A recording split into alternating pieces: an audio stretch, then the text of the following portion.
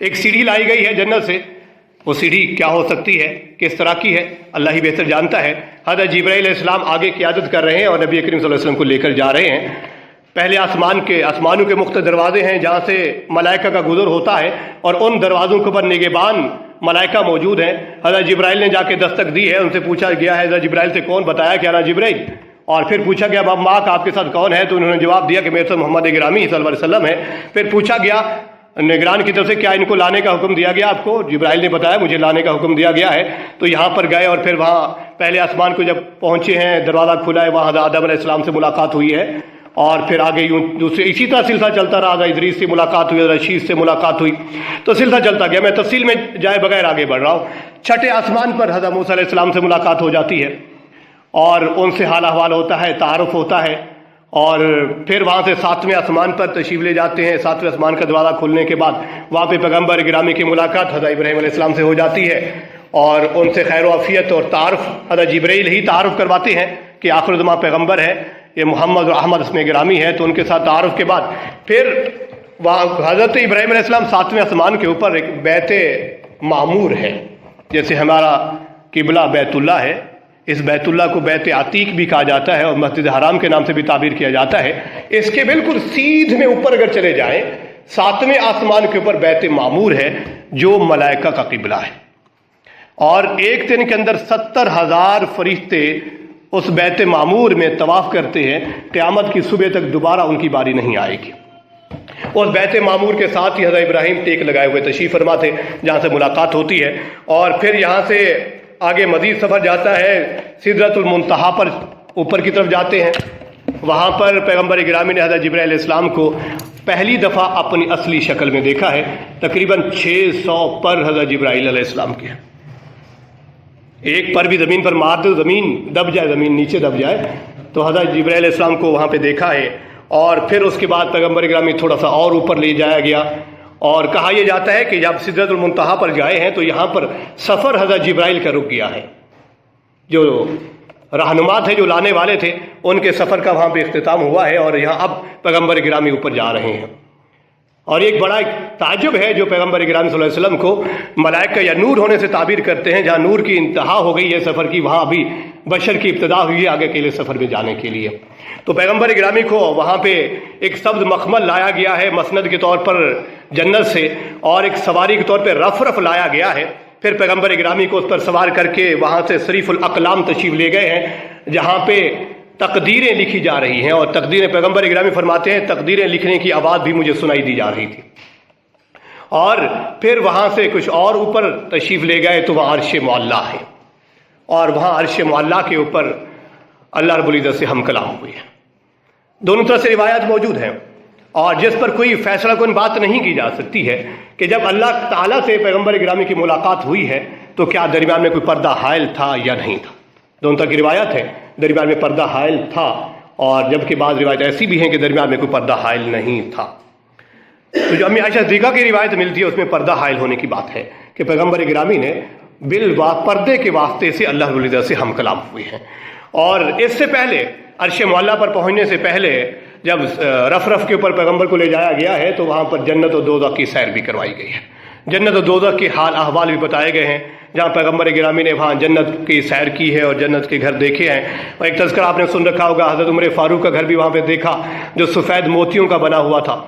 और बाद में पैगम्बर गिरामी जब तशरीफ़ लाए, हज़रत उमर फ़ारूक को बतलाया भी सही कि मैंने आपका सफ़ेद मोतियों से बना घर देखा, मेरा दिल चाहा मैं उसमें अंदर चला जाऊँ, लेकिन आपकी गैरत के माने आने की वजह से मैं वहाँ पे ना गया कि हज़रत उमर फ़ारूक नाराज़ होंगे। तो उन्होंने फरमाया मेरी अम्मी वाबी फ़िदा का, मेरी माँ बाप कुर्बान हूँ आप पर, आप ही की वजह से तो कुछ मिल रहा है, ये कैसे हो सकता था।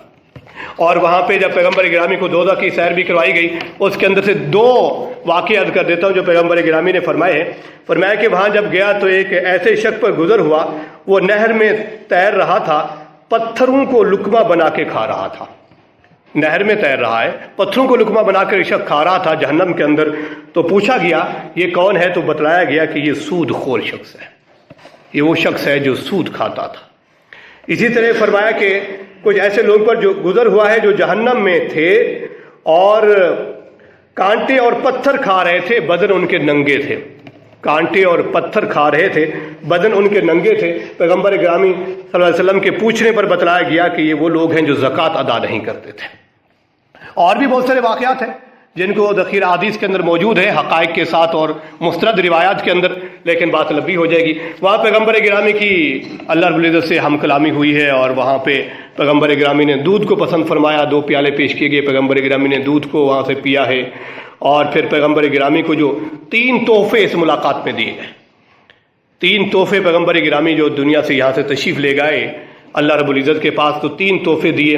اول 50 نمازیں، دوسرا سورت بقرہ کا آخری رکوع، خواتین میں سورت بقرہ، اور تیسرا پیغمبر گرامی نے جو درخواست کی کہ گناہ کبیرہ والے کو اللہ تعالی ہمیشہ جہنم میں نہیں رکھیں گے، اللہ تعالی نے یہ درخواست بھی قبول کر لی کہ گناہ کبیرہ کے مرتکب کو میں ہمیشہ جہنم میں نہیں رکھوں گا اگر ایمان اس کے دل میں موجود ہے، بشرط یہ ہے اس نے شرک نہ کیا ہو اور شرک پر قائم نہ رہا ہو۔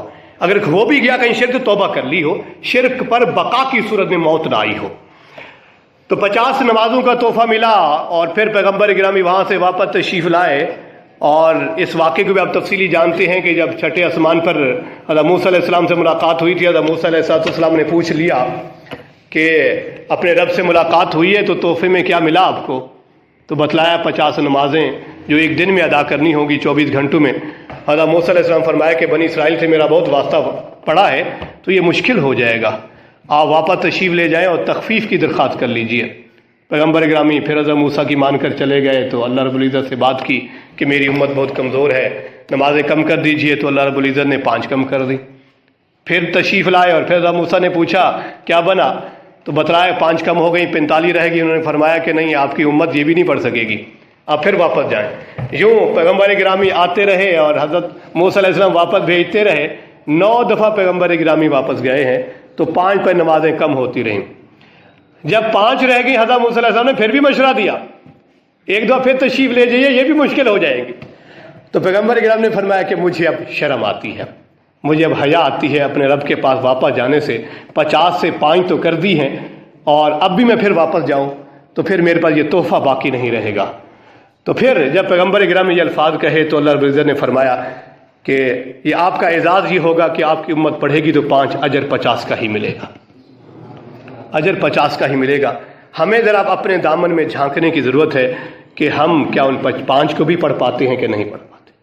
اگر ہم ان 5 کو بھی نہیں پڑھتے ہیں تو ہماری بڑی کمزوری اور بدبختی ہے کہ جن نمازوں کی خاطر قرآن مجید نے 700 دفعے حکم دیا ہے اور پیغمبر گرامی نے 9 چکر لگائے ہیں اوپر نیچے، اور میں نے کہا بڑا طویل سفر ہے، ایک آسمان سے 2 آسمانوں کے درمیان بھی، پھر اوپر بیت معمور ہے، اس کے بعد پھر صریف الاقلام سدرۃ المنتہا ہے، پھر صریف الاقلام ہے، پھر بیت المعلی ہے۔ بڑا طویل سفر میں پیغمبر گرامی 9 دفعہ واپس آئے اور گئے ہیں، اسی مقصد کی خاطر کہ میری امت پر آسانی ہو جائے، اور آسانی کرا دی 5 نمازیں، اور ہم ان 5 کو 5 میں ایک نماز پڑھنے پہ 10 کا ثواب ملتا ہے، اور جب ہم ایک نماز کو چھوڑتے ہیں تو گویا کہ 10 نمازوں سے ہم محروم ہو گئے، 10 نمازوں کے اجر سے ہم محروم ہوئے ہیں۔ تو لہذا اس کو بھی ہمیں دیکھنا ہوگا کہ ہمارے لیے اس میں کیا چیز ہے۔ اچھا، قرآن مجید میں یہ میں نے آیت جو آپ کے سامنے رکھی، یہاں پہ اسراء کا تذکرہ ہے۔ پاک ہے وہ ذات جو اپنے بندے کو لے گئی ہے مسجد حرام سے مسجد اقصیٰ تک۔ اب رب تعالیٰ کے پاس جب بیت معلیٰ پہ پیغمبر گرامی تشریف لے گئے ہیں تو وہاں پہ قرآن مجید نے فرمایا ہے ثم دنا فتدلی فکان قاب قوسین وادنی۔ پیغمبر گرامی وہاں پر قریب ہوئے، پھر اور قریب ہوئے، 2 کمانوں کے درمیان جو فاصلہ ہوتا ہے اتنا فاصلے تک پیغمبر اللہ کے قریب ہو گئے۔ آپ جانتے ہیں جو تیر کمان ہوتا ہے، ایک سیدھی سٹک لگی ہوتی ہے، ایک اسے یوں رسی ہوتی ہے گولائی میں، اس کو کھینچ کے تیر چھوڑتے ہیں۔ ایک رسی ادھر، 2 تیر کمانے آپس میں اکٹھے رکھ دیں، ایک رسی ادھر ہو ایک ادھر ہو، ان کے درمیان کا جو فاصلہ ہے اتنے فاصلے سے پیغمبر گرامی نے ملاقات کی ہے۔ فکان قاب قوسین، قاب کہتے ہیں ایک تیر کمان کے درمیان سے جو فاصلہ ہے اس رسی کا، اور 2 تیر کمانوں کو ملا کے ایک کا فاصلہ ادھر ایک کا ادھر، 2 کا جو درمیانی فاصلہ ہے قرآن مجید فرما رہا ہے کہ اتنے فاصلے سے پیغمبر گرامی نے اپنے رب سے ملاقات کی ہے، اتنے قریب ہو گئے۔ یہ اصل میں محاورہ ہے عرب کا۔ عرب جب کہیں تصادم ہو جاتا تھا لڑائیاں آپ کو پتہ ہے کہ عرب کی روایات کیا رہی ہیں، اسلام کے آنے سے پہلے وہاں کی کیا تہذیب تھی، کیا حسد تھا، کیا دشمنی تھی، کیا عناد تھا. ایک چھوٹی چھوٹی بات پر لڑتے تو سالوں سال اور قبیلے لڑتے تھے اور یہاں مارے جاتے تھے. لیکن جب ان میں کبھی صلح ہوتی تھی، صلح کے بعد دونوں قبیلوں کے جو سردار ہوتے تھے وہ اپنی کمانوں کو ایک دوسرے کے ساتھ یوں ملا دیتے تھے. ایک ادھر سردار ہے، اس نے اپنی کمان پکڑی، دوسرے قبیلے کا اس نے اپنی پکڑی، دونوں کو ساتھ ملا دیا تو بتا دیا اب ہم ایک ہو گئے. اب اس کے بعد ہمارے درمیان یہ تیر نہیں چلیں گے، یہ ہماری کمانیں جدا نہیں ہوں گی. یہ آپس میں قربت سے تعبیر کیا جاتا تھا. تو چونکہ قرآن مجید کا سب سے پہلا جو مخاطب ہیں وہ بھی اہل عرب تھے، تو اہل عرب کو سمجھانے کے لیے اللہ رب العزت نے قربت سے پھر تعبیر کیا. جو اہل عرب جن کو جو محاورہ مشہور تھا کہ گویا کہ پیغمبر گرامی اللہ کے اتنے قریب ہو گئے ہیں کہ وہاں پہ ہم کلام اتنا قریب ہو کر بغیر پردے کی گفتگو بھی کی جا سکتی ہے، اور پردہ درمیان میں حائل ہو تب بھی گفتگو کی جا سکتی ہے. دونوں طرح کی روایات یہاں پہ موجود ہیں کہ اللہ رب العزت سے ہم کلام ہوئے. ہمیں ملنے والا وہاں سے 50 نمازوں کا یہ تحفہ ہے. اول تو میں سب سے پہلے اس کی قدر کرنی چاہیے، اور ہمیں کسی بھی سستی کا شکار ہو کر، اور جو ہم بہانہ کبھی بنا دیتے ہیں، کبھی نیند کا اور کبھی تھکاوٹ کا، کبھی سستی کا، اللہ رب العزت کے ہاں ایسا کچھ نہیں چلے گا. اور دوسرا جو میں نے جہنم کے 2 واقعات صرف آپ کے سامنے رکھے ہیں، سود خور یہ اللہ کے ساتھ جنگ ہے، اور ہمارے تنظیم اسلامی کا اس سود کو مٹانا ہی ویژن ہے. سود ایک اللہ کے ساتھ جنگ ہے، اس سے ہر حال میں وہ دینا لینا دونوں سے بچنا ضروری ہے. تیسرا جو صاحب ثروت ہیں ان کو ہر حال میں حساب کر کے اپنے مال کی زکوٰۃ ادا کر لینی چاہیے. اور ایک معاشرے میں بڑی جو ایک بیماری اور بھی ہے، جب ہم کسی کو اپنی زکوٰۃ ادا کر دیتے ہیں اور پھر ہم اس کو اپنا زیر نگی سمجھتے ہیں اور اپنا ماتحت سمجھنے لگ جاتے ہیں، اور پھر ہم اس سے کچھ مفاد حاصل کرنے کی غرض رکھتے ہیں، یہ زکوٰۃ کی ادائیگی میں شکوک و شبہات پیدا ہو جاتے ہیں. اس لیے اس سے ہر حال میں بچا جانا ضروری ہے. اور کبیرہ گناہوں سے ہمیں ہر حال میں معافی مانگنی ہوگی کہ یہ ذہن میں رکھیے کہ کبیرہ گناہوں والے جہنم میں جائیں گے، اور قرآن مجید نے جہاں پر کہا ہے کہ بے نمازی بھی جہنم میں جائے گا، کبیرہ گناہوں والے بھی جہنم میں جائیں گے، تبھی پیغمبر گرامی نے اللہ سے درخواست کی تھی کہ آپ ہمیشہ ان کو جہنم میں نہیں رکھیں گے.